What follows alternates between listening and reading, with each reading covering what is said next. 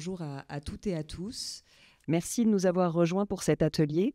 Un atelier qui va traiter à la fois d'activité physique, de sport et puis de la dimension inclusive de l'activité physique et du sport, avec un focus particulier en cette année 2024, puisque cette année 2024, vous le savez bien entendu, la France accueille les Jeux olympiques et paralympiques pendant la période qui va courir du 26 juillet au 8 septembre, un événement à la magnitude hors du commun par rapport à beaucoup d'autres événements, qu'ils soient sportifs, culturels, etc. Sont attendus près de 4 millions de téléspectateurs derrière leurs écrans, 4 milliards de téléspectateurs, merci monsieur, derrière leurs écrans. Il faut le temps de se mettre en route. Et 13,5 millions de billets ont déjà été mis en vente pour ces événements sur les Jeux olympiques et paralympiques. Donc un événement très important. Où la France va accueillir le monde, mais un événement aussi très important de par la dimension inclusive qui a été souhaitée, attendue. Vous le savez, ce n'est pas la première fois. Il y avait déjà les Jeux de Londres, notamment, qui avaient porté cette ambition et le président avait annoncé au moment du lancement des Jeux olympiques et paralympiques son souhait que ces Jeux soient porteurs de sens et au bénéfice de tous.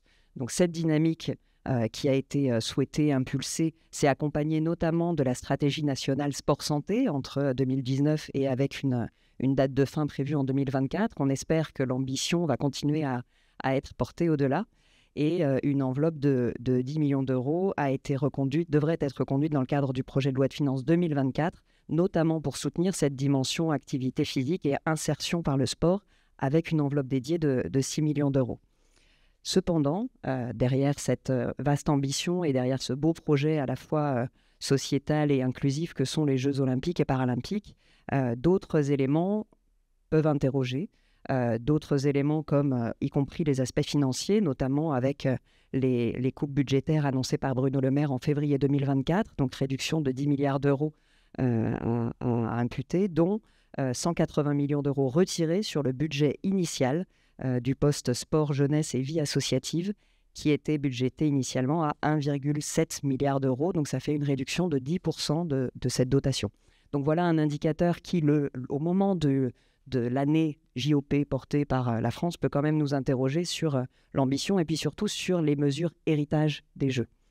Donc voilà un élément de contexte, mais cet atelier ne se veut pas un atelier technique ou politique du point de vue justement des financements ou des mesures législatives, réglementaires dans cette dynamique-là, même si peut-être qu'on en parlera dans nos échanges après. On a souhaité que cet atelier soit un atelier inspirant, on l'espère en tout cas pour nous, et il l'a été et on espère qu'il sera pour vous, puisqu'on va avoir le plaisir de vous présenter trois expériences associatives autour de cette thématique du sport et de la dimension inclusive. Et donc j'ai le plaisir d'accueillir à côté de moi 3 intervenants différents qui représentent 3 associations et 2 territoires très différents, puisqu'on a une intervenante de la région Auvergne-Rhône-Alpes à ma droite, tout le monde est à ma droite mais je vais vous les présenter, et puis 2 intervenants de la région Île-de-France. Donc j'ai notamment tout de suite à ma droite Tara Stivalet, qui est référente du projet Sport Adapté du pôle de l'Arc de l'association Acolea AMPH Médico-Social, avec son directeur qui est dans la salle et que je salue également. Nous avons ensuite Eric Kinnombi, qui est chef de service à l'ESAT Pleyel pour l'association La Résidence Sociale, donc localisée dans le 93 en Seine-Saint-Denis. Et puis nous avons Camille Stolarczyk, qui est chargée de développement à la sauvegarde de l'enfant et de l'adolescent des Yvelines, dans le 78, comme son nom l'indique. Merci à tous les 3 d'être à côté de moi aujourd'hui pour parler de cette thématique. On a choisi de vous présenter cette thématique avec un angle inclusif, vous l'avez vu dans le titre, donc sport et inclusion. On va découper cette séquence d'un peu plus d'1 heure d'intervention en 4 temps. D'abord, quelques minutes consacrées à la présentation des projets, donc je vais passer le micro aux 3 intervenants qui sont à côté de moi. Ensuite, on a choisi d'aborder l'angle de l'inclusion sous 3 facettes, 3 focus différents. Le premier focus, on va vous parler de la dimension inclusive du point de vue des personnes, parce que c'est par là que ça commence. Donc concrètement, comment les personnes ont été à l'initiative du projet, et puis surtout comment ces projets ont contribué à changer le regard sur ces personnes, ou parfois à changer leur propre regard sur la société. C'est bien l'intérêt de la dimension inclusive. Ensuite, on va vous parler du volet inclusif avec le lien avec le milieu ordinaire. Donc, comment s'est passée la mise en œuvre de ces projets dans l'articulation entre des personnes qui peuvent être accompagnées par des établissements dits spécialisés et derrière, comment promouvoir cette dimension inclusive en relation avec le milieu ordinaire. Et puis, on va essayer de prendre un peu de hauteur encore avec la dimension sociétale plus large. Donc, comment ces projets ont été, le cas échéant, moteurs de transformation à leur échelle sur le fonctionnement de notre modèle social. Merci encore à tous les trois d'avoir bien voulu vous prêter au jeu. Je vais d'abord passer la parole à Tara, qui est à côté de moi pour l'association Acolea, avec un projet particulier dont l'ambition était de permettre aux personnes en situation de handicap d'avoir une licence comme tout le monde. C'est ce que vous nous aviez dit en préparant l'atelier. Bonjour à tous, du coup, merci d'être là. Pour recontextualiser, moi je suis avant tout monitrice éducatrice au sein d'un foyer d'hébergement, en fait, au foyer d'hébergement qui se trouve à Mornan, donc à 25 km d'ici, dans une petite commune. Et en même temps, donc référente d'un projet de création d'une section de football adapté au sein d'un club de football déjà existant sur la même commune de Mornan. Ce projet, en fait, tout simplement, il part de la demande des résidents, en fait, de pouvoir pratiquer le football comme tout le monde, de pouvoir intégrer un club de football comme tout le monde et comme on l'a dit, d'avoir une licence de football comme tout citoyen, en fait.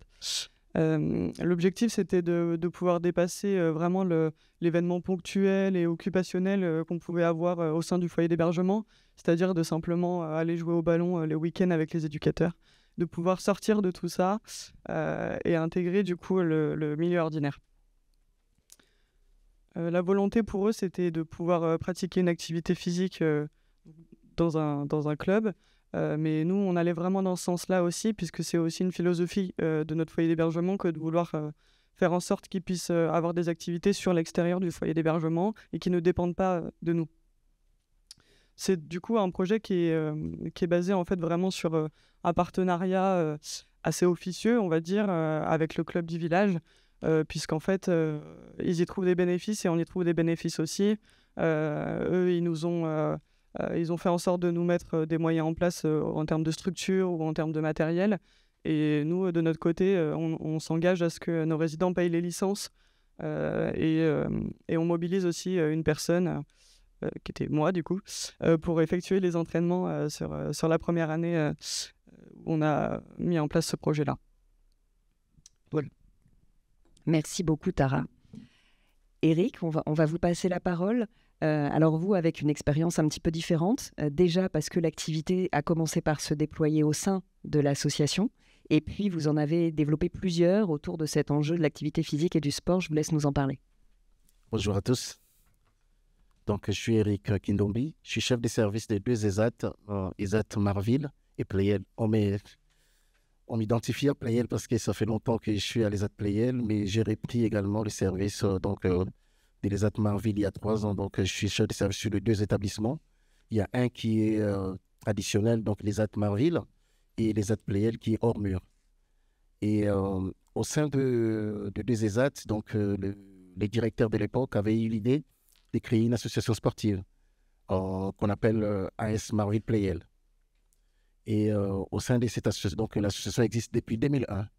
Et moi, j'ai intégré il y a 10 ans l'association sportive en tant que secrétaire de l'association jusqu'à ces jours. Et au sein de... Donc, j'ai à peu près 24 licenciés donc, du sport adapté, puisqu'on est, on est affilié à la Fédération française du sport adapté. Et donc, on participe au championnat de France, à des tournois, des manifestations organisées par la Fédération française du sport adapté un peu partout. Et j'ai eu la chance aussi d'avoir... j'ai eu 2 joueurs de l'équipe de France du sport adapté. On en parle peut-être moins, mais il existe une vraie équipe de France du football, du sport adapté. Et aujourd'hui, j'ai un seul joueur qui joue à l'équipe de France. Et les 2 joueurs, donc, ils ont vu pas mal de pays grâce au sport. Donc, ils ont pu aller en Afrique du Sud, en Suède, en Autriche. Et donc, ils ont voyagé pas mal avec l'équipe de France. Et pas plus tard qu'il y a un mois, ils étaient... donc, il y a un joueur de mon association qui a participé en Pologne au futsal qui est organisé en Pologne. Voilà. Et je dirais les bienfaits des sports, parce que j'ai salué les dirigeants de l'époque avoir eu cette idée, parce qu'on on sent comment les jeunes, ils étaient rejetés dans certains clubs de la ville et ils ne trouvaient pas leur place. Et le fait de créer notre association sportive avec une vraie équipe de football, et on sent, j'en parle, je rentrerai un peu dans le détail un peu plus tard, parce qu'il y a deux cas de figure. Hein. Il y a un qui est judoka qui avait intégré un club de sa ville et ensuite il intègre les sports adaptés, alors que d'habitude c'est l'inverse. Donc, par exemple, ceux qui jouent à l'équipe de France, pour prétendre à jouer à l'équipe de France, il faut avoir une licence 3F.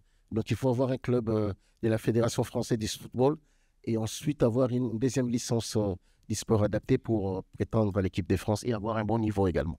Voilà. Merci beaucoup, Eric. Camille, je vous passe la parole maintenant avec, là encore, un projet différent dans sa nature et dans sa mise en œuvre. Différent parce que c'était un véritable projet associatif qui a concerné en dynamique plusieurs établissements que d'introduire cette dimension de l'activité physique et du sport. Et puis, vous avez en plus un angle ingénierie de projet avec notamment de la recherche de fonds sur lequel il sera intéressant de vous entendre aussi. Tout à fait. Bonjour à toutes et tous, merci de nous avoir rejoints. Donc Camille Stolarczyk, je travaille effectivement au sein de l'association départementale La Sauvegarde des Yvelines en tant que chargée de développement. Et aujourd'hui, en fait, je viens vous présenter un projet d'ampleur associative qui s'intitule jusqu'à présent Ensemble vers les Jeux Olympiques, qui très certainement sera amené à changer de titre après les Jeux.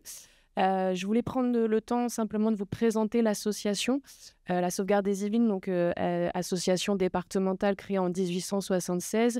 C'est 850 salariés, 36 établissements sur le département et 6000 personnes accompagnées par an à peu près. On intervient dans 4 domaines principaux: la protection de l'enfance, la lutte contre les exclusions, le handicap, principalement psychique, et également la formation au travail social, puisqu'on a un centre de formation situé à Buc. En ce qui concerne mes missions directement, comme le disait Claire, effectivement, moi je travaille sur l'ingénierie de projet. J'accompagne essentiellement les directions sur le développement de nos activités, mais également les professionnels de terrain sur le déploiement de leurs activités au niveau de leurs services. Par rapport au sujet qui nous intéresse aujourd'hui, le sport et l'inclusion, et d'ailleurs j'en profite pour remercier l'UNIOPS et l'URIOPS Île-de-France pour cette invitation. Nous, à la Sauvegarde, le mot d'ordre sport et inclusion, il est arrivé très différemment par rapport à mes co-intervenants, puisqu'en fait, il est né d'une sollicitation de la part du comité départemental olympique et sportif des Yvelines en 2020, qui voulait déployer son activité auprès de tous les Yvelinois. Et en fait, nous, suite à cette sollicitation, on a réussi à déployer sur plus d'une dizaine de nos structures, donc IME, ESAT, services de milieu ouvert en protection de l'enfance, foyers d'accueil et d'hébergement pour adultes, également sur notre centre de formation, des ateliers sport-santé adaptés en fait aux besoins de chaque public en fonction des structures concernées. Et l'idée pour nous, c'était vraiment de bénéficier, comme le disait Claire en introduction, de la dynamique inclusive et solidaire qui était affichée par les Jeux, pour donner aussi envie à nos professionnels de s'investir sur ce sujet-là. Et pourquoi pas d'aller jusqu'à participer de manière directe ou indirecte aux Jeux. Je vous le dis dès à présent, a priori, ça n'arrivera pas. En tout cas, on n'a pas réussi à trouver la brèche, on la cherche encore. Si je dois résumer le projet simplement pour que vous puissiez vous en faire une idée, Ensemble vers les Jeux Olympiques, aujourd'hui, c'est plus d'une 50aine de professionnels qui sont mobilisés, toutes fonctions confondues, professionnels de terrain, mais on a aussi de l'encadrement. C'est une 20aine de disciplines sportives qui ont été expérimentées, certaines pérennisées, donc ça est de la boxe, de l'escalade, de la natation, du BMX, du vélo, de la voile. Il y a eu vraiment énormément de disciplines pratiquées par nos structures. C'est plusieurs centaines de personnes accompagnées qui ont pu bénéficier de ces ateliers. Et c'est surtout en fait une dynamique projet qui dure dans le temps puisqu'elle existe depuis 2020. Et c'est ça qui est intéressant et c'est ça dont je vais vous parler par la suite.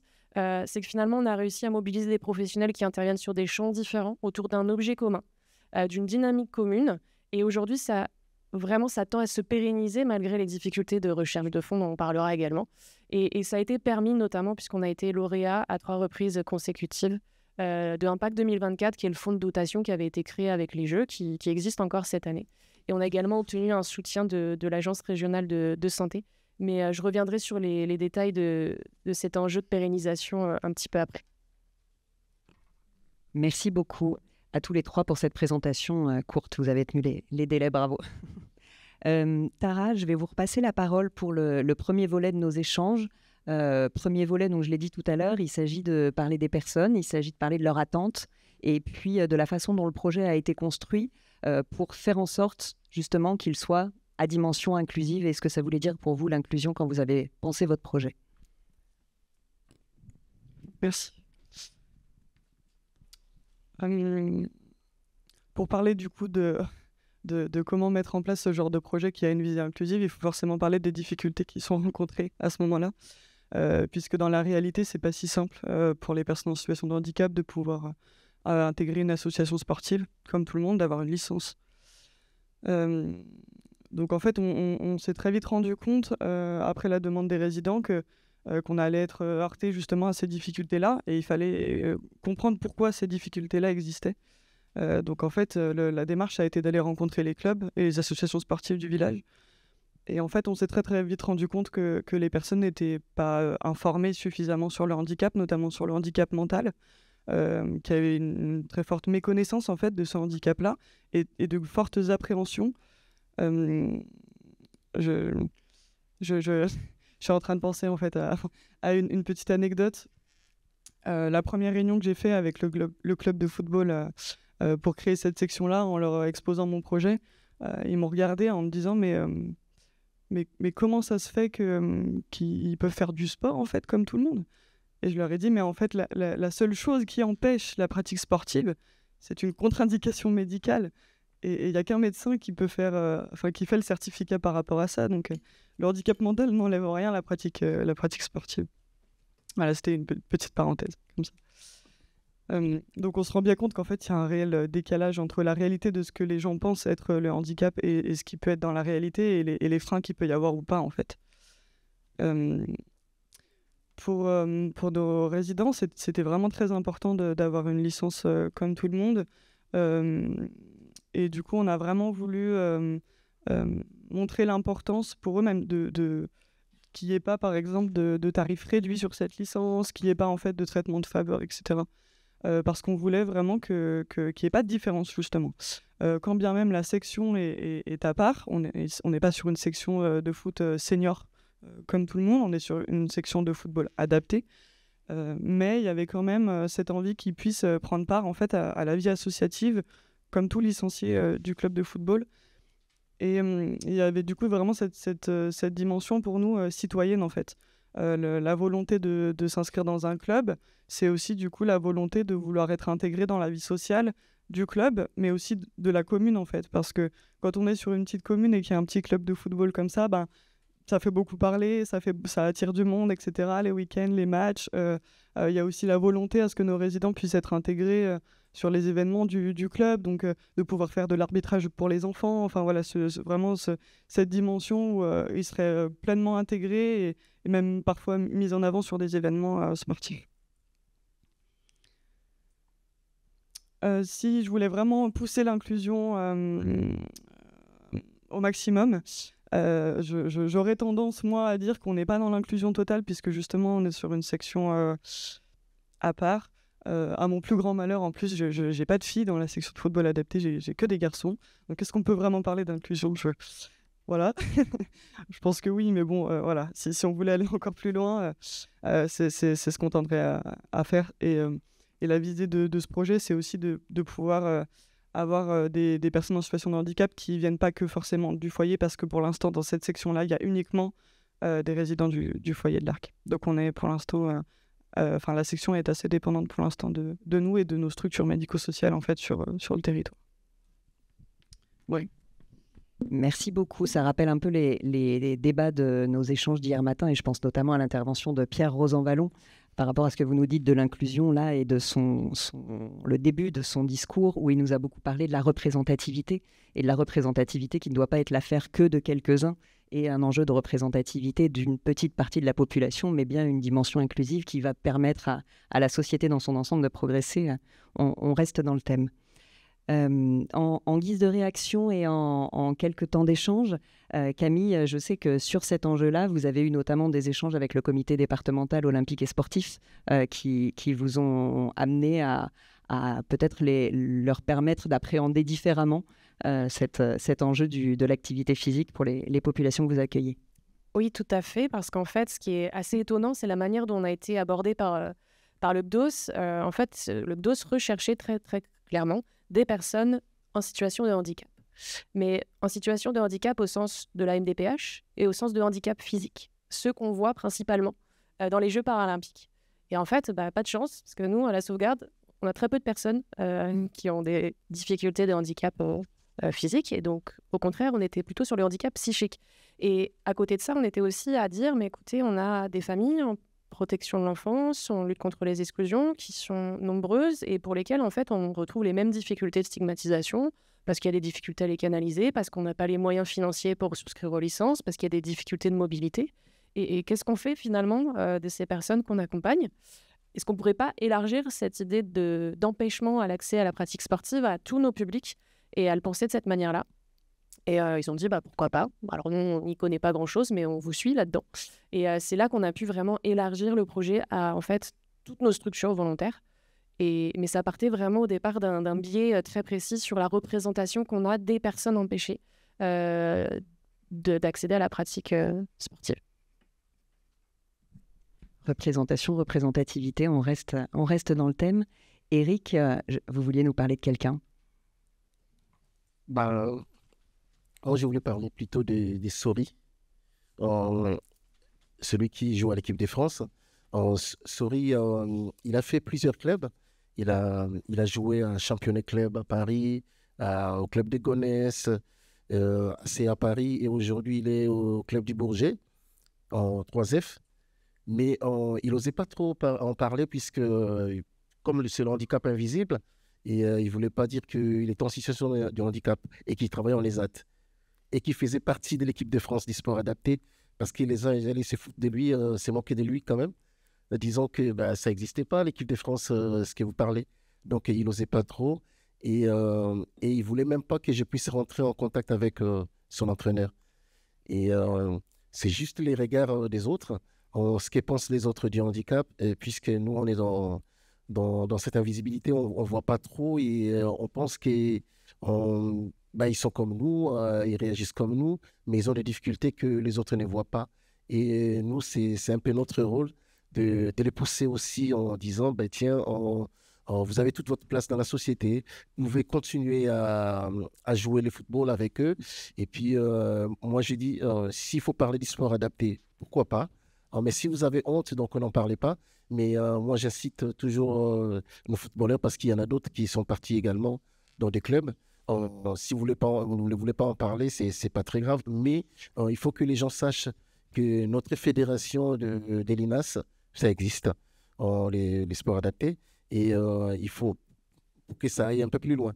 Et aujourd'hui, je dirais avec les JOP, on en parle un peu de plus en plus, parce que j'ai vu sur Beansport, il parlait de l'équipe des France des sports adaptés. On sent cette mobilisation. Est-ce que ça reste que pour les JO ou ça va aller au-delà de 2024 ? J'espère que ça va continuer. Quid des héritages, l'héritage des Jeux Olympiques, on en parlera peut-être tout à l'heure. Merci beaucoup. Camille, je vais vous repasser la parole cette fois-ci pour attaquer notre deuxième temps autour du sujet de la dimension inclusive de l'activité physique et du sport. Je l'ai dit en introduction, donc cette fois-ci, l'articulation avec le milieu ordinaire et ce qui, pour vous, a été particulièrement déterminant dans la mise en œuvre du projet. Je vous laisse répondre. Oui, tout à fait. Comme je vous le disais en introduction, en fait, la question qui s'est posée de manière systématique pour nous depuis le début du projet, c'est comment on pérennise ces ateliers. Parce qu'on est sur un fonds de dotation qui est non pérenne, qui a priori devrait s'arrêter à l'issue des Jeux, qui est donc un PAC 2024. On a eu la chance d'obtenir quand même 40 000 € de leur part, donc ça reste des sommes réparties sur une dizaine de structures qui restent faibles, enfin petites, on est sur quelques milliers d'euros à chaque atelier sportif, mais ça a été suffisant quand même pour nous, puisqu'en fait, le moyen qu'on a trouvé pour pérenniser une partie de nos ateliers, c'est d'internaliser finalement les moyens permettant la pratique sportive. Et c'est un petit peu ce que je vais vous raconter là pour vous expliquer comment on a fonctionné, comment on a mis ça en place.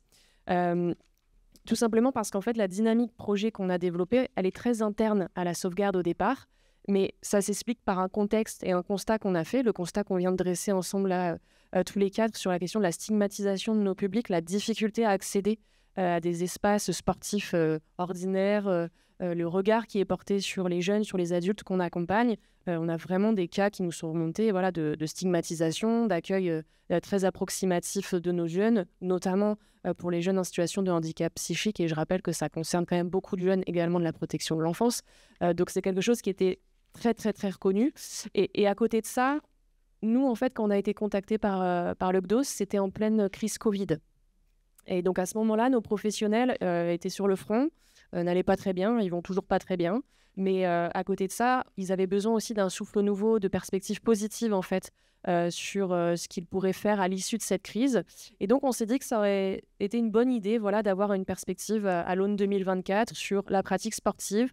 C'est un sujet qui parlait à tout le monde, mais il fallait quand même qu'on s'assure que nos professionnels seraient d'accord, que ça répondrait à des besoins, parce que c'est vraiment passé plutôt côté direction de l'association.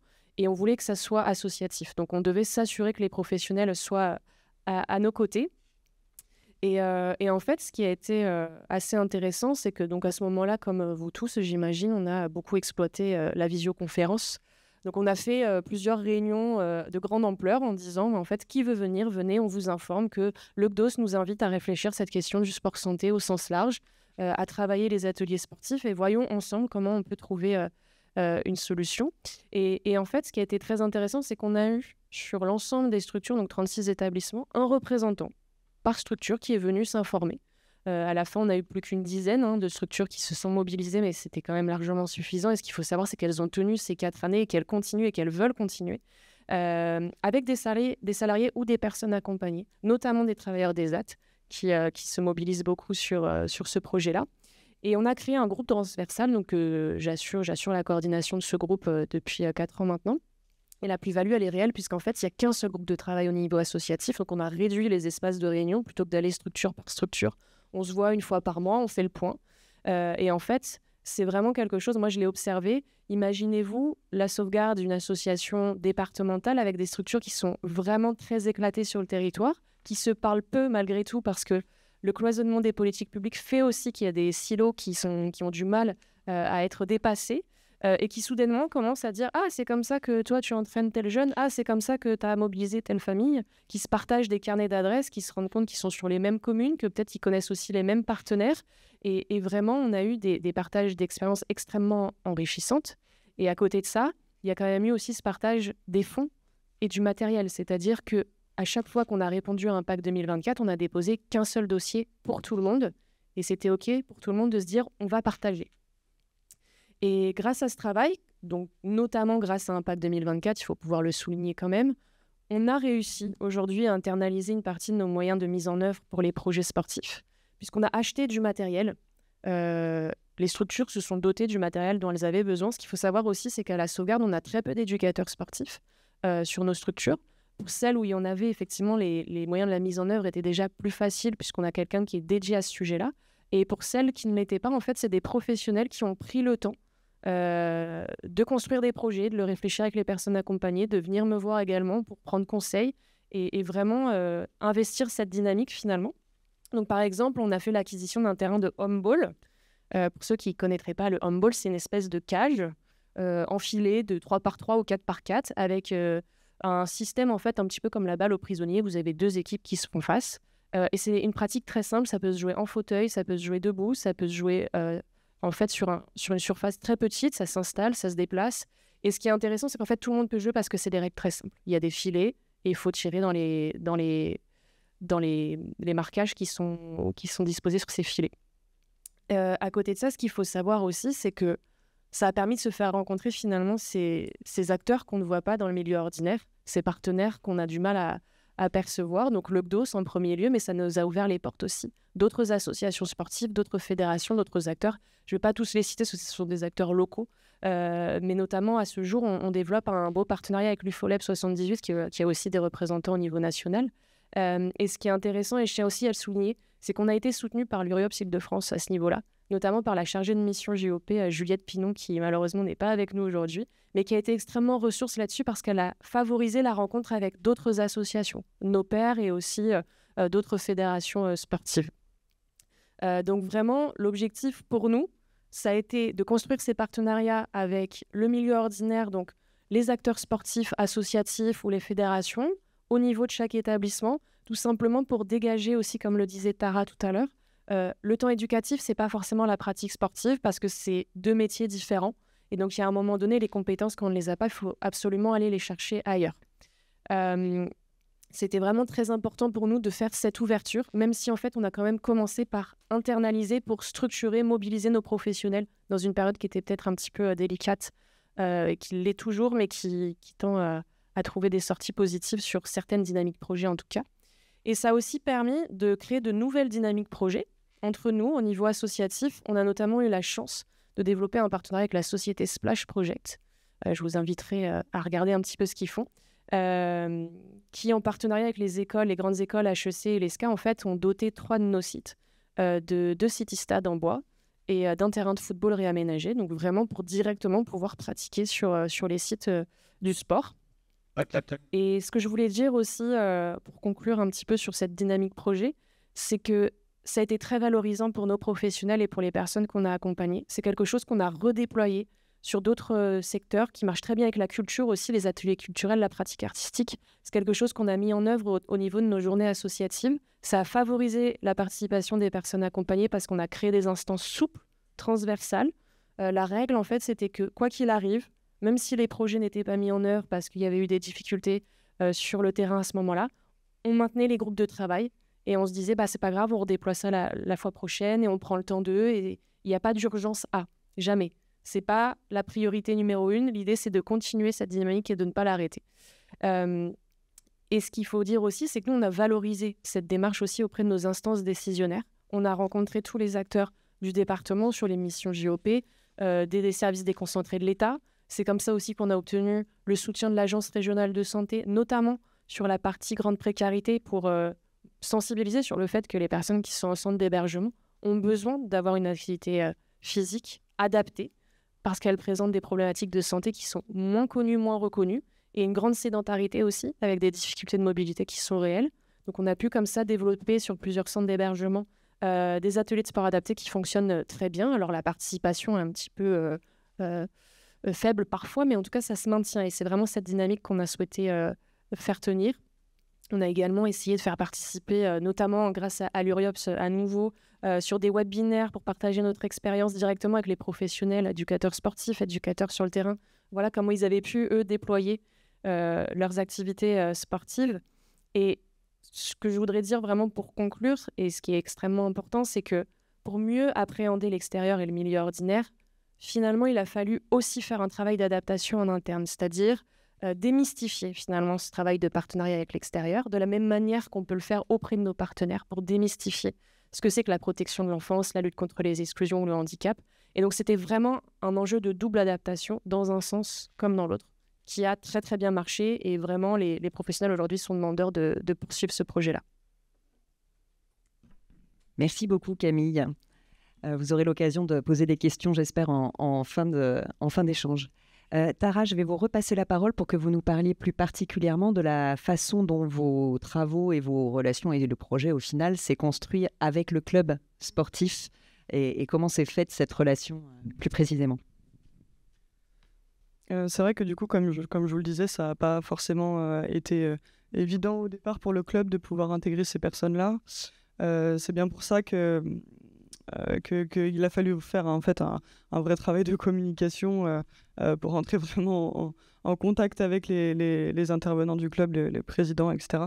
Pour pouvoir justement, comme on le disait tout à l'heure, déstigmatiser le handicap. Ça a commencé par ça. Et ensuite, il a fallu trouver un consensus en fait sur comment pouvoir travailler ensemble et quelle chose chaque partie peut s'apporter en fait pour que ce projet fonctionne. Dans notre cas, du coup, en contrepartie, il a fallu que je sois mobilisée en tant qu'entraîneuse pour pouvoir assurer les entraînements du club de football.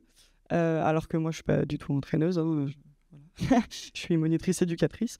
Mais en fait, on s'est vite rendu compte qu'il avait fallu faire cette concession-là pour que ça fonctionne et pour montrer en fait au club que c'était pas si compliqué finalement d'accueillir ces personnes-là, que la pratique sportive, on pouvait l'adapter à tout un chacun.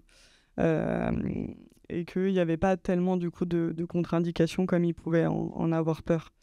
Je pense que le fait qu'on ait fait ça pendant une année, que j'ai pu assurer les entraînements pendant une année, c'est vraiment ce qui a permis au club de voir la plus-value en fait, qu'ils avaient d'avoir cette section-là.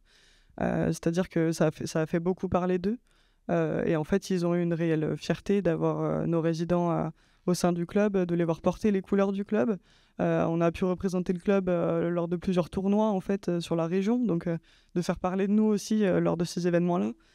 Et c'est vrai qu'ils se sont très vite rendus compte, le club, que finalement, c'était peut-être très intéressant d'avoir une section comme ça et qu'on était peut-être même un petit peu en retard, en fait, de ne pas l'avoir fait avant.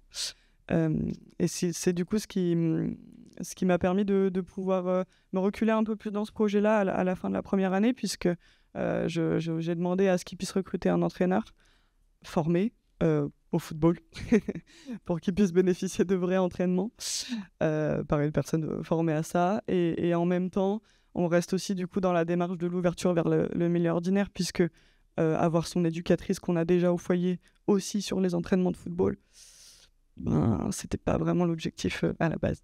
Donc aujourd'hui, c'est le cas. Ils ont un vrai entraîneur.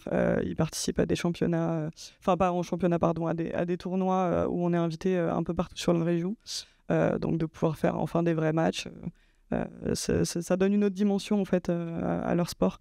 Et du coup, j'ai l'impression qu'ils se sentent vraiment impliqués au sein du club et qu'il y a une vraie fierté en fait de pouvoir participer à tout ça. Merci beaucoup, Tara.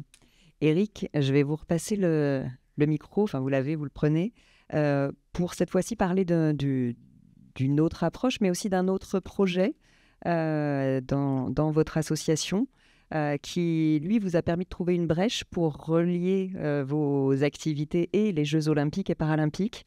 Et donc, voilà, je vais vous laisser parler de ce projet-là, mais il s'agit principalement de l'appel à manifestation d'intérêt handicap et volontariat, qui, contrairement à Impact 2024, n'est pas doté de moyens financiers, mais qui permet à des personnes en situation de handicap d'intégrer l'équipe des volontaires des Jeux. Et vous allez nous dire comment ça s'est passé et qu'est-ce que les personnes en retirent aujourd'hui. Une fois de nouveau, donc, un clin d'œil à Juliette Pinon, qui s'est rapprochée de nous donc, dans le cadre de notre partenariat avec l'URIOPS. Et elle a porté ses projets, Juliette, et elle a proposé ça à la résidence sociale. Et moi, j'ai répondu présent. On a travaillé donc, depuis 2021 donc, avec Juliette concernant ces projets.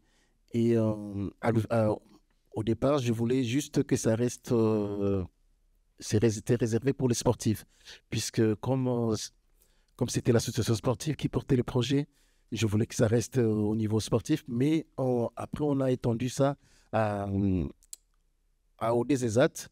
Donc aujourd'hui, il y a des volontaires qui ne sont pas sportifs. Donc il y a des travailleurs qui se sont proposés comme volontaires. C'est ça, la demande a dépassé le simple cadre sportif. Voilà, tout à fait. Donc du coup, aujourd'hui, l'équipe donc il y a une vingtaine de travailleurs en situation de handicap qui se sont proposés comme volontaires au JO avec plusieurs missions. Il y en a qui ils ont fait les choix parce qu'au départ, on nous disait oui, vous n'avez pas trop le choix parce qu'on va vous donner ce qui va rester comme mission. Et on s'est questionné beaucoup. Et à la fin, donc au final, donc on a pu avoir des missions qu'on voulait aussi. Il y en a qui voulaient travailler dans les trucs de l'équitation, donc ils ont réussi à avoir leur mission, bien que ça fait très loin de leur lieu d'habitation, mais ils ont accepté d'y aller quand même. Et donc les salariés de la résidence sociale aussi, ils sont proposés comme des bénévoles pour les JOP. Et donc là, c'était une première parce qu'il y a beaucoup qui sont dans la résistance quand il s'agit du bénévolat, puisque au sein de l'association sportive, Donc, on a quelques bénévoles. Moi-même, je suis secrétaire et bénévole. Et donc, quand on participe, par exemple, au championnat de France, on passe 4-5 jours à l'extérieur. Donc, on n'est pas rémunéré. On pose nos journées, et puisqu'on les fait bénévolement. Et il y a des salariés qui me réclamaient des jours de récupération, alors que nous, on dissocie toujours l'association sportive de l'ESAT. Puisque les travails, c'est autre chose, l'association sportive, c'est une autre chose. Puisque l'association est née donc, du prolongement des activités de soutien. Vous savez, on a plusieurs activités de soutien au sein de l'ESAT, parce qu'il n'y a pas que le travail. On a les soutiens scolaires pour le maintien des acquis scolaires. On a le yoga, on a la musique, on a la danse. Il y a plusieurs activités qui interviennent. Et le football était considéré comme une activité de soutien également. Mais pour prolonger les heures de soutien, donc on a créé l'association sportive pour que le football se passe en dehors du temps de travail. Donc, en fin de journée, 16h30, ils ont fini leur travail, ils vont s'entraîner à l'extérieur.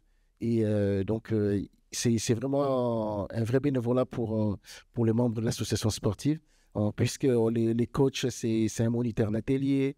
Il est assisté par un éducateur aussi qui vient régulièrement aux entraînements. Et aujourd'hui, donc, pour les JOP, on sent cette volonté de participer à cet grand événement qui va pas, c'est pas tous les jours qu'on accueille les JO. Et il y a beaucoup qui se disent, tiens, je vais être volontaire, et surtout donc, de la part des travailleurs, donc des volontaires. Et moi, de mon côté, donc, j'avais proposé donc, pour les JO donc, d'offrir des journées aux travailleurs, hein, donc, parce que ceux qui vont participer aux JO, donc pendant ces temps, ils ne vont pas travailler. Donc, ce serait des absences autorisées. Donc, voilà. Et donc, je suis content que bon nombre de travailleurs, et il n'y a pas que les AT, puisqu'on a voulu élargir ça au sein de la résidence sociale. Dans nos murs, il y a également un IM Pro. Et on voulait faire des binômes ESAT-IM Pro pendant les JO pour qu'ils puissent travailler ensemble. Les jeunes qui n'ont pas encore intégré le monde du travail, et les personnes en situation de handicap de l'ESAT. Donc, il y a, parmi les volontaires, il y a 7-8 de l'IM Pro qui sont là avec nous. Et il y a également des éducateurs de l'IM Pro qui sont bénévoles. Donc, on va travailler ensemble. Donc, c'est une vraie mutualisation entre l'IM Pro et l'ESAT pour ces grands événements. Merci beaucoup à tous les trois à nouveau. Donc là, on a parlé de plusieurs choses hein, sur cette articulation avec le milieu ordinaire, à la fois avec Camille, la dimension cloisonnement des politiques publiques, et en écho, le cloisonnement des pratiques et des organisations, parfois même au sein d'une même association. Et le fait que ce projet de sport à dimension inclusive a finalement permis probablement de contribuer à promouvoir cette dimension inclusive pour les personnes qui ont bénéficié de ces activités, mais aussi finalement pour les organisations, pour votre association, et puis pour les acteurs du territoire qui ont appris à se connaître, appris à travailler ensemble, appris à échanger. Donc c'est vraiment de l'inclusion on va dire que c'est un coup à 3 bandes, quoi, qui permet de bénéficier à l'ensemble. Tara, vous nous avez dit tout à l'heure quelque chose que j'ai noté, c'est la fierté. La fierté, mais pas forcément, et c'est en tout cas pas dans ce sens-là que vous l'avez présenté, des personnes en situation de handicap qui ont pu intégrer cette section football dans un club ordinaire, mais fierté du club d'avoir finalement réussi à mettre en place cette action-là. Et donc là aussi, une dimension inversée de cette dynamique inclusive que je trouve intéressant. Et puis, en dernier lieu, ce que vous nous disiez, Eric, appelle quand même quelques réflexions sur la place du bénévolat, toujours, dans nos associations, et l'articulation entre professionnels et bénévoles. Et on revient là, je fais encore référence à la journée d'hier, mais à la définition même et à la nature même des associations, qui sont finalement des organisations de personnes de la société civile qui, à un moment donné, s'engagent dans un but désintéressé et qui contribuent par là à faire fonctionner l'organisation. Et en même temps, avec une dimension pour nos organisations dans le secteur des solidarités et de la santé qui répond à des objectifs d'intérêt général, et à une mission de service public pour lequel elles sont financées, et à cet enjeu peut-être pour nos organisations aussi de s'intéresser, même si on a vu dans un atelier hier qu'il y a un certain nombre de précautions et de réflexions à conduire pour bien définir et définir la méthodologie adaptée, s'intéresser aux enjeux de la mesure de l'utilité sociale ou de la mesure de l'impact social pour valoriser y compris cette dimension bénévole dans nos organisations. Vous allez garder le micro, Eric, parce qu'on va revenir un petit peu sur l'appel à manifestation d'intérêt, handicap et volontariat. Justement, l'URIOPS Île-de-France et Juliette Pinon en particulier vous ont accompagné pour la réponse à cet appel à manifestation d'intérêt qui, comme je l'ai dit, n'était pas doté de moyens financiers et qui permettait à des personnes en situation de handicap d'intégrer les équipes de volontaires pour contribuer à l'organisation logistique des Jeux Olympiques, donc avec un certain nombre de missions sur lesquelles les personnes pouvaient être positionnées. Parce que finalement, le cadre de cet appel à manifestation d'intérêt, qui avait encore une fois une bonne intention, une bonne philosophie, n'était pas adapté tout à fait à la possibilité pour ces personnes et pour les organisations que vous représentez d'intégrer véritablement les équipes de volontaires sans un minimum d'aménagement. Et ces aménagements commencent par exemple, ce que vous avez dit, par la présence des professionnels aux côtés des personnes en situation de handicap qui n'étaient pas pensées au début, par exemple. Je vous laisse en parler. Voilà. Donc, au départ, donc, quand on a commencé les projets avec Juliette, j'ai fait une réunion d'équipe pour sensibiliser un peu le salarié à cette question donc, du volontariat et bénévolat. Beaucoup se sont dit, donc, j'ai assez donné donc, dans l'association, je n'aimerais pas faire des choses gratuitement, par exemple.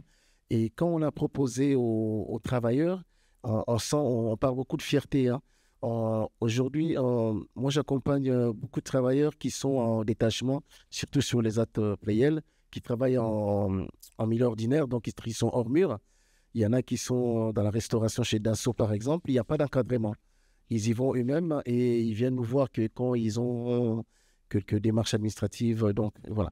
Et ces travailleurs-là, donc, pour parler de l'inclusion déjà, donc, dans un premier temps, eux, ils se disent je travaille chez Dassault. Ils ne disent pas aux gens que je travaille à l'ESAT. Le fait d'aller directement chez les clients, donc, c'est une valorisation pour eux. Donc, c'est un vrai plaisir d'aller travailler chez ces clients. Et c'est pareil pour les JOP. Les travailleurs, ils sont fiers de participer à cet événement. Ils se disent je vais participer au JO en Paris 2024. Ils sont contents et ils en parlent de plus en plus dans leur entourage. Les familles nous appellent des fois pour comprendre par rapport à l'organisation, par rapport au transport, comment ils vont faire pour rentrer, sachant que nous, on est dans un coin dans le 93 qui est un peu sensible puisque les JO, pas mal d'activités vont se passer en Seine-Saint-Denis et ils nous annoncent déjà qu'ils vont bloquer quelques axes. Donc, nous, on essaie de prendre nos précautions. On ne sait pas s'il faut fermer l'établissement déjà. Parce qu'on est face à une clinique qui sera réquisitionnée et on ne sait pas comment ça va se dérouler. Et les familles se questionnent aussi par rapport aux horaires aussi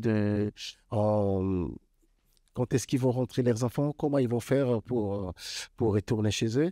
Et on les rassure surtout en disant qu'il y aura des professionnels, il n'y aura pas que les travailleurs, puisque la plupart des personnes qu'on accompagne, ils sont autonomes dans le transport. Aujourd'hui, on les envoie pour faire des prestations extérieures à Versailles, dans plusieurs lieux, hors du 93. Ils arrivent à prendre les transports eux-mêmes. Et il suffit des fois, ils ont leur téléphone pour trouver les adresses. Moi, je me suis dit, c'est pareil pour les JO. Donc, ils sauront comment faire pour rentrer chez eux. Ce qui est intéressant, surtout, que le salarié puisse participer à cet événement, qu'il puisse surtout accompagner les travailleurs. Moi, perso, donc, je serai présent. Donc, ça va rassurer tout le monde de me voir à leur côté, travailler avec eux, puisqu'ils pensent que ce que je fais, ce n'est pas un vrai travail, de rester derrière mon ordinateur. Quand ils me voient prendre un balai, ils disent « Ah, Eric, tu travailles toi aussi ?» Donc, voilà. Et le fait de participer aux JO avec eux, moi, je pense que ça sera quelque chose. Et c'est très plaisant donc, de participer à cet événement. Et je remercie surtout les salariés qui ont accepté de participer aussi. Et surtout à Juliette, parce qu'elle est tenace, Juliette, hein, puisque elle imposait un rythme de réunion donc, voilà, qui était respecté. Et aujourd'hui, ça produit quelque chose, puisqu'on a vraiment pas mal de volontaires pour ces grands événements. Merci aussi de faire référence autant à Juliette. Je lui ferai retour, elle en sera flattée. Juliette qui est donc chargée de mission sur les Jeux Olympiques et Paralympiques à l'URIOPS Île-de-France dans le cadre de sa thèse, hein, elle est en thèse sciences de gestion, et c'est pour ça qu'elle n'est pas là aujourd'hui, c'est qu'elle est en pleine finalisation de ses travaux, et elle travaillait à l'URIOPS, elle travaille encore à l'URIOPS jusqu'au 30 juin dans le cadre d'un contrat CIFRE pour nous accompagner, et accompagner, vous l'entendez, surtout nos adhérents, sur la promotion de la dimension inclusive des Jeux Olympiques et Paralympiques, et c'est avec elle qu'on a préparé cette table ronde. Juste en quelques mots, sur vous avez commencé à l'esquisser là, sur les enjeux de fermeture et de circulation pendant la période des Jeux, et la capacité des organisations à maintenir leur accompagnement, mais j'y reviendrai en conclusion sur ce dernier axe là, de nos interventions, de vos échanges. On souhaitait parler justement de l'enjeu de transformation sociétale. Dans quelle mesure ces projets ont permis finalement de faire bouger les lignes par rapport à l'environnement dans lequel on fonctionne. J'attire l'attention de chacun, et en particulier dans cette région Auvergne-Rhône-Alpes, j'y reviendrai, qui a vocation à accueillir aussi les Jeux dans quelques années. Il va y avoir un enjeu très fort de vigilance et d'accompagnement des associations du territoire, mais aussi des acteurs publics, pour faire en sorte que les différents projets, les différentes mesures qui sont pensées, par exemple l'appel à manifestation d'intérêt, handicap et volontariat, soient vraiment adaptés aux personnes qu'elles ont vocation à cibler au final, et ça a été un travail de plusieurs années. Je voudrais repasser la parole à Tara maintenant, pour que vous nous disiez justement sur cet enjeu de transformation de l'existant, transformation de la société, dans quelle mesure ce projet a eu un impact positif de votre place. Merci. Je pense que ce projet, malgré sa petite échelle, en fait, au final, puisque comme je vous l'ai dit, on est sur une petite commune. À l'heure actuelle, on accueille 8 licenciés dans notre section de football adapté.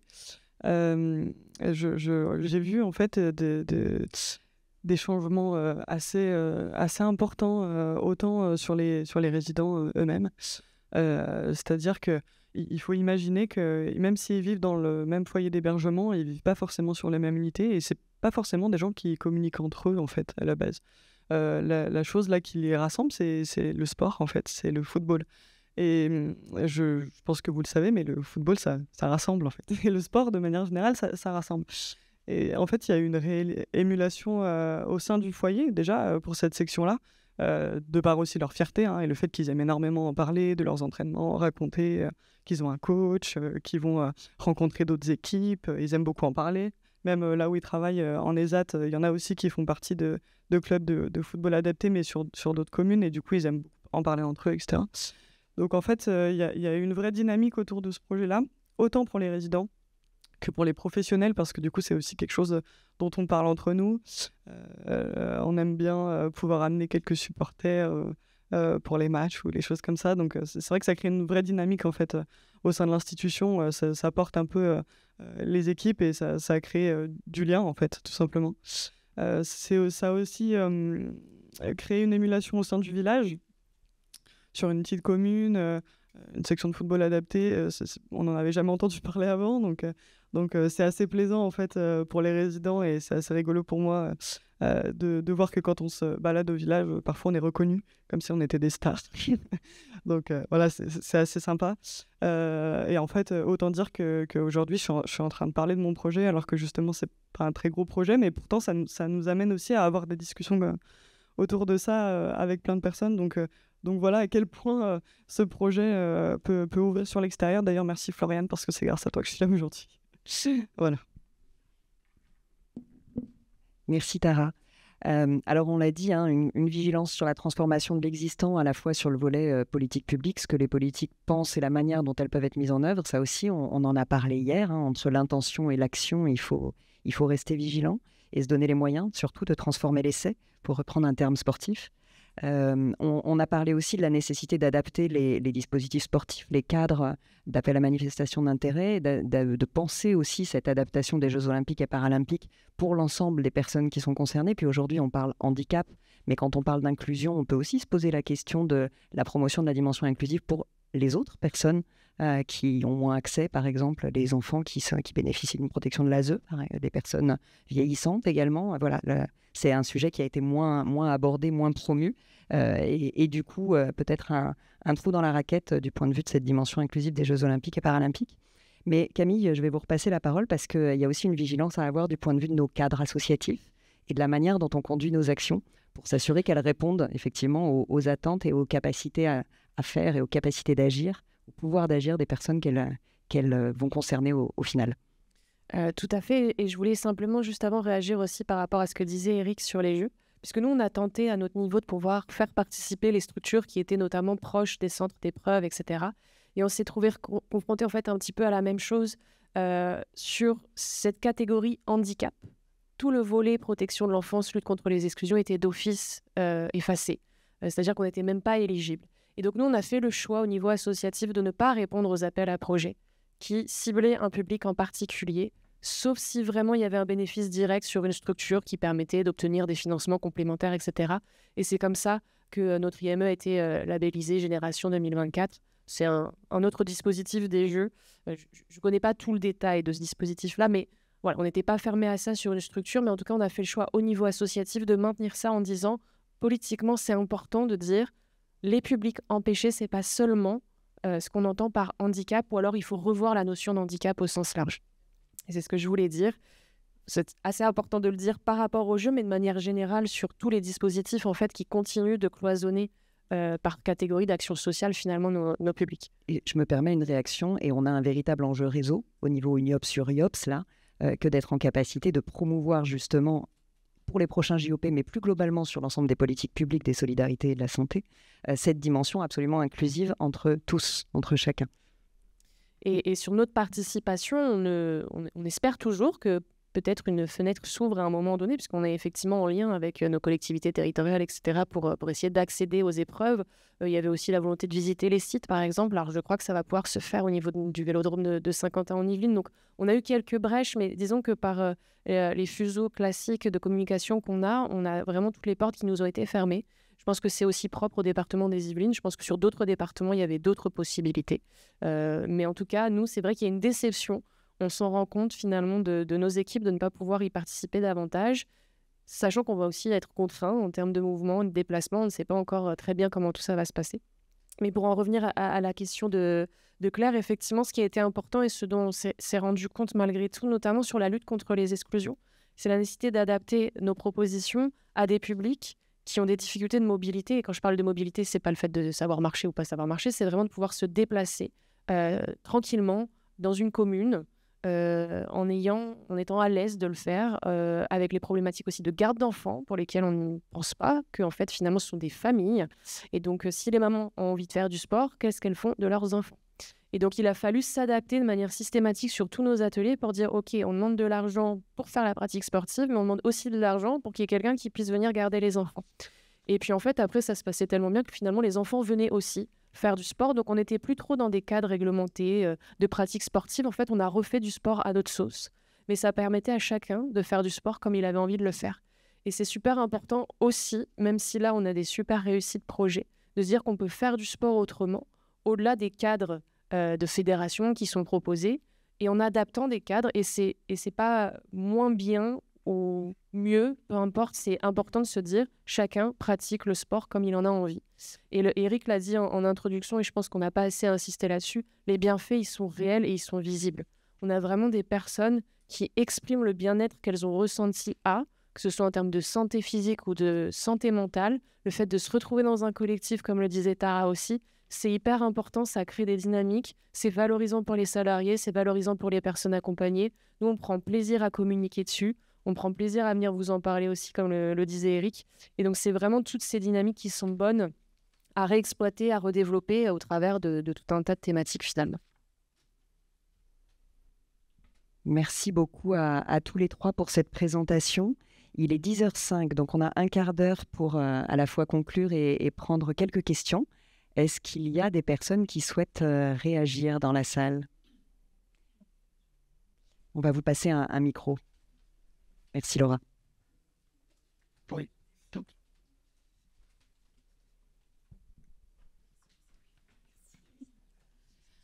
Laure Charrère, donc j'étais anciennement dans le réseau, maintenant à la retraite, donc très investie maintenant en tant qu'administratrice dans une association qui s'appelle l'IREPS, qui est sur la prévention santé, et très investie dans mon club d'aviron. Donc c'est pour ça que je fais le lien entre les deux, parce qu'on a choisi dans notre club sportif justement de ne pas faire écho à des réponses appel à projet, à être agréé santé, agréé handicap, etc.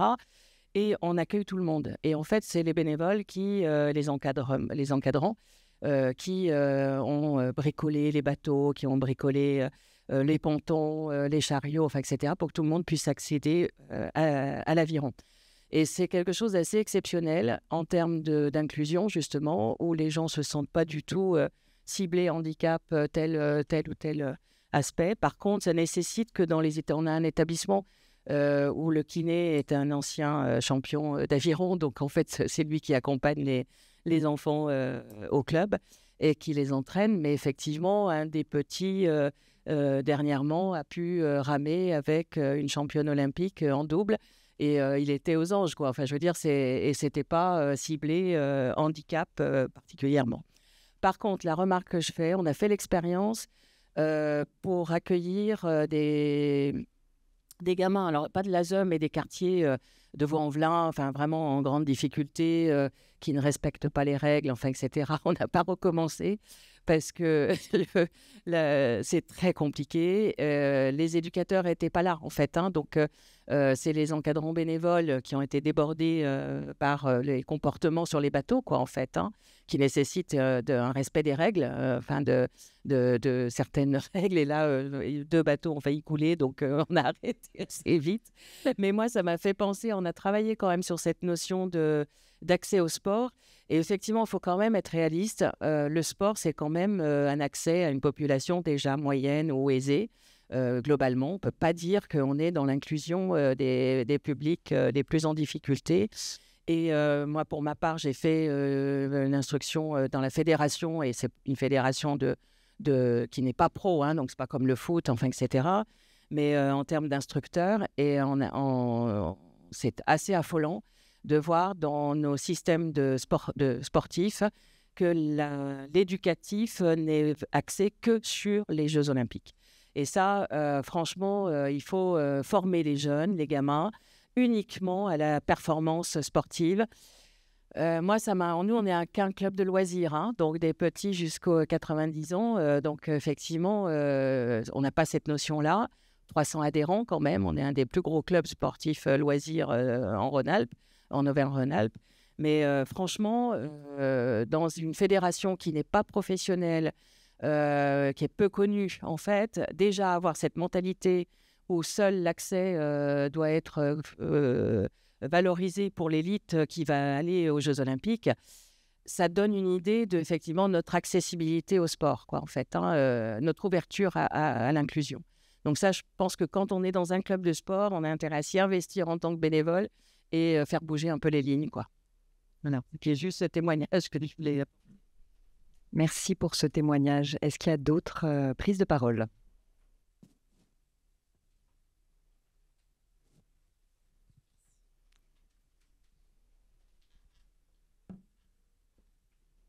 Bonjour, monsieur Lionel Bordelier. Moi, je suis vice-président Europe PACA. J'ai dirigé des établissements pour les adultes et les enfants autistes. Et la pratique sportive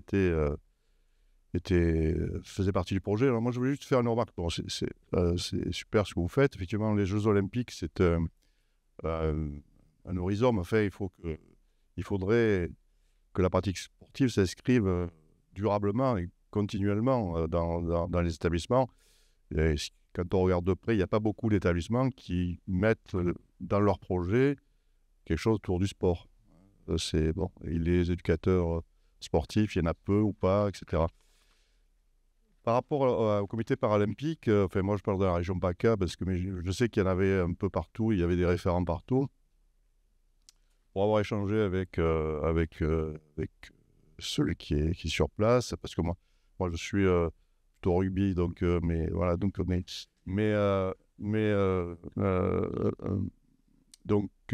le constat qui a été fait, parce qu'il a fait un audit, c'est que les organisations sportives sont plutôt bien organisées. En tous les cas, elles sont réceptives, elles sont prêtes à accueillir des enfants ou des adultes.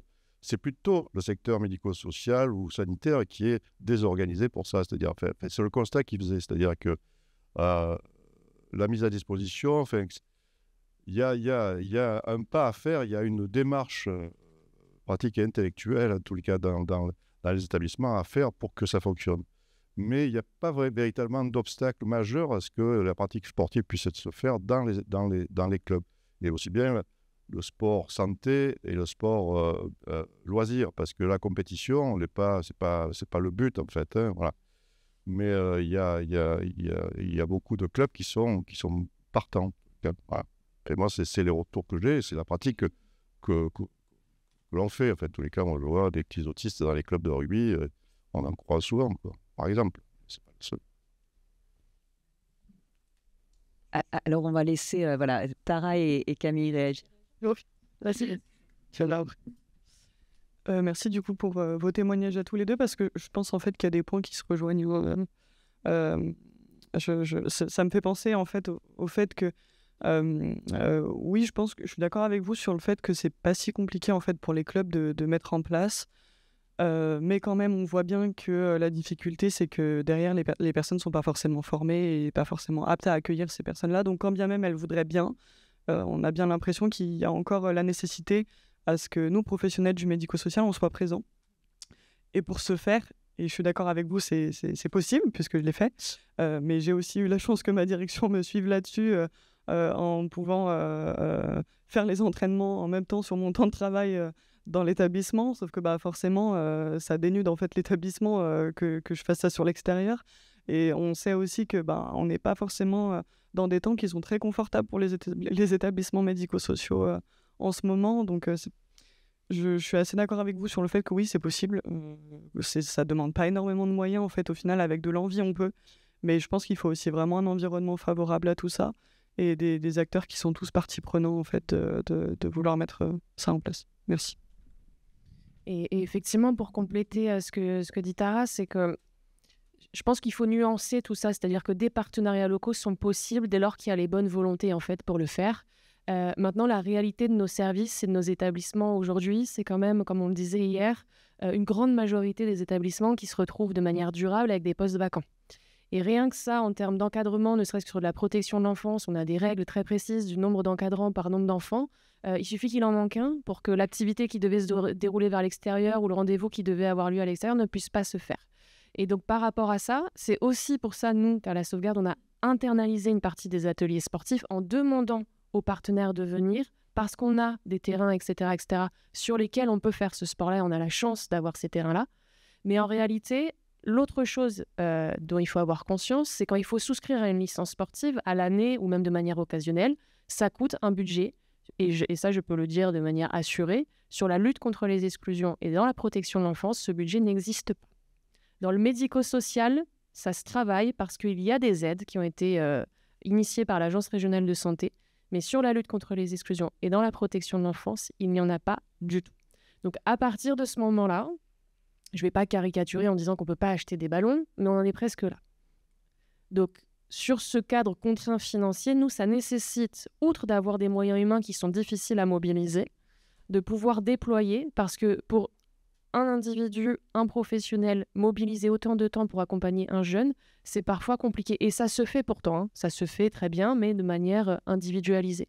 Nous, on essaye de créer des dynamiques collectives sur nos établissements, et on est tout à fait à même de rencontrer les acteurs sportifs de notre territoire pour pouvoir échanger avec eux sur la meilleure manière de faire, justement.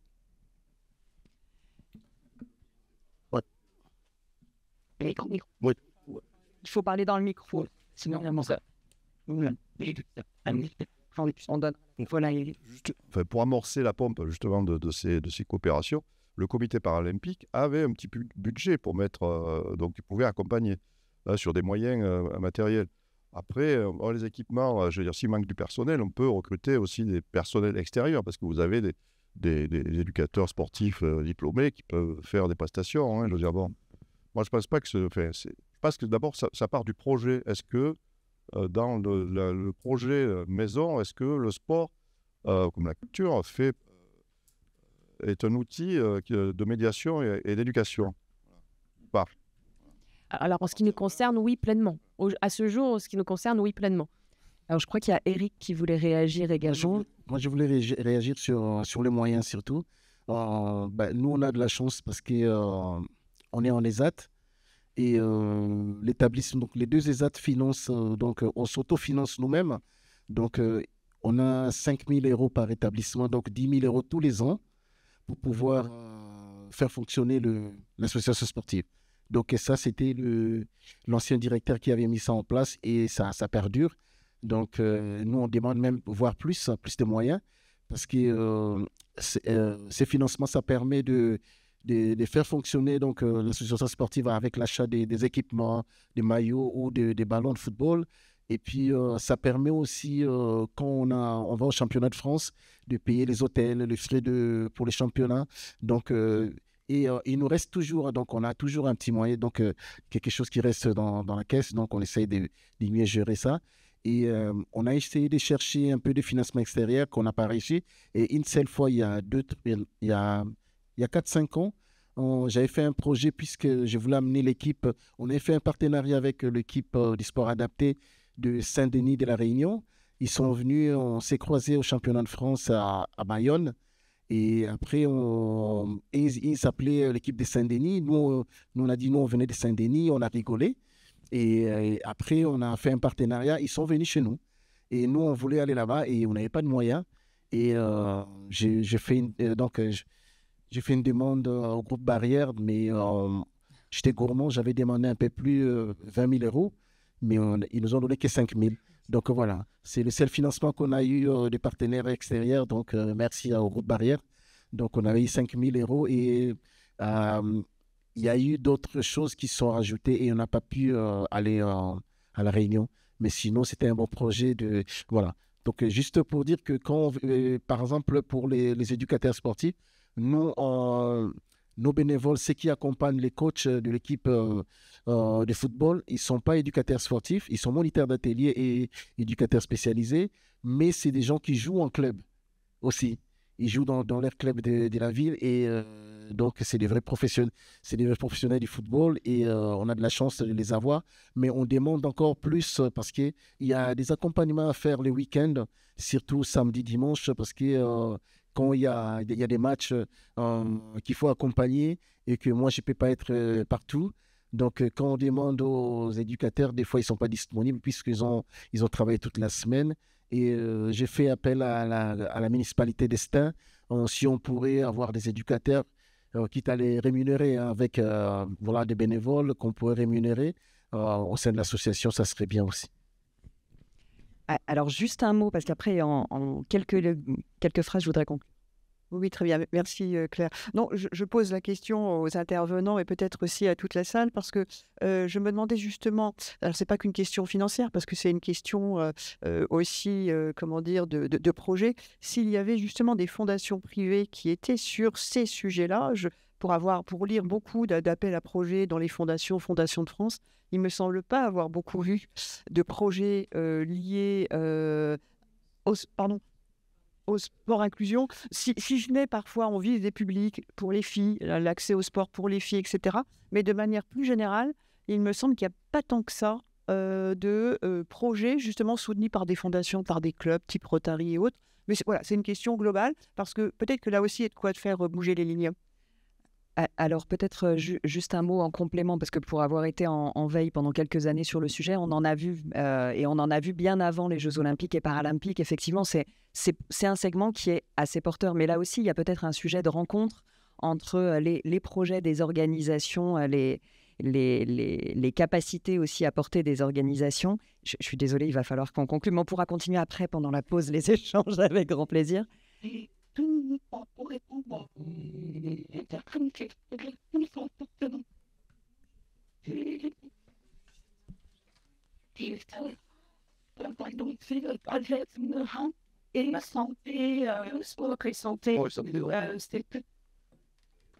C'est juste pour répondre à Catherine, parce que je trouve qu'effectivement, c'est une ouverture par rapport à la question du financement et trouver les moyens pour financer le projet. Je te rejoins, Claire. Effectivement, sur des projets financés par des mécénats ou à travers des fondations, la porte d'entrée projet innovant, projet santé, sport et santé, on peut avoir effectivement des financements complémentaires. Mais je pense que c'est le début d'un long travail. Oui, et puis c'est un objet. C'était juste pour dire à la Fondation Décathlon et Intersport et les grandes marques de sport en général aussi. Ouais. Alors juste en conclusion, donc effectivement, il y a des solutions qui existent, il y a des moyens, il y a des acteurs qui sont impliqués, que ce soit du côté ESMS, que ce soit du côté de la société civile, que ce soit du côté des entreprises, on vient de le dire, mais aussi des clubs sportifs. Effectivement, il y a des initiatives qui voient le jour et qui n'ont pas attendu les Jeux olympiques et paralympiques pour émerger et qui n'ont pas forcément non plus besoin de s'appuyer sur les dispositifs qui sont liés à ces Jeux pour vivre, au contraire, et c'est ce qui participe probablement aussi de cette dimension inclusive et de leur inscription dans la durée. Mais par rapport à ce que je disais juste avant, il y a quand même un sujet qui est la rencontre des projets, la rencontre des personnes et aussi la rencontre des moyens. Et là, juste en quelques mots pour conclure et puis vous laisser aller rejoindre le temps de convivialité sur le village réseau en bas. On va ressortir en Île-de-France là, une enquête sur les postes non pourvus pour difficultés de recrutement, puisque c'est un sujet que vous avez évoqué, sur la capacité à agir, la capacité à porter des ESMS. Donc c'est une enquête qu'on fait en interfédéral avec un collectif de 12 fédérations, une douzaine de fédérations et collectifs interassociatifs en Île-de-France. On a fait sa 3e édition. Là, on va sortir les résultats le 1er mai pour cette belle fête du travail. On a trouvé que symboliquement, c'était intéressant. Et les chiffres ont quasiment doublé entre l'année dernière et cette année. Alors, c'est une enquête qui vaut ce qu'elle vaut. C'est une enquête sur la base du déclaratif, donc il peut y avoir des biais. Est-ce que finalement, les répondants ne sont pas les mêmes et on a des répondants plus concernés aujourd'hui qui ont davantage répondu, ou est-ce qu'effectivement, il y a réellement un doublement du nombre de postes vacants parce que difficulté de recrutement mais on est à plus de 11% là pour notre enquête 2024, alors qu'on était à 6,7% sur l'enquête 2023. Donc ça, c'est un premier élément quand on parle de difficulté à agir et de moyens à mobiliser.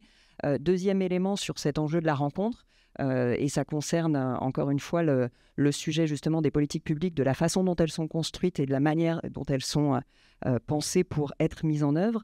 Et je vais parler du décret référent sport santé qui a été introduit par la loi en 2022 avec un décret qui est sorti l'année dernière et une instruction qui vient juste de sortir là, pour la déclinaison de cette mesure dans les établissements grand âge et handicap.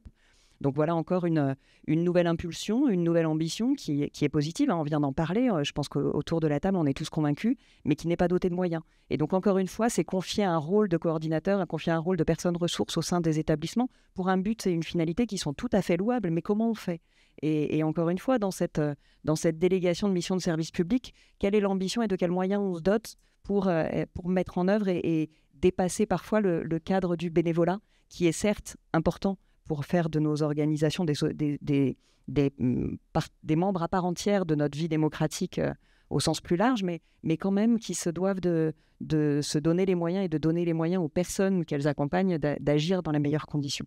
Et puis, dernière chose, puisqu'on a parlé tout à l'heure, passage de relais à la région Auvergne-Rhône-Alpes, et je sais qu'elle est présente dans la salle, il y aura les Jeux olympiques et paralympiques d'ici quelques années chez vous aussi. Grande vigilance, parce que là, on a parlé du sport, mais on a aussi fait écho à quelques enjeux concernant la continuité de l'activité et la continuité de l'accès aux dispositifs pour les personnes qui sont en fragilité ou qui ont besoin d'accompagnement ou de soins sur nos territoires.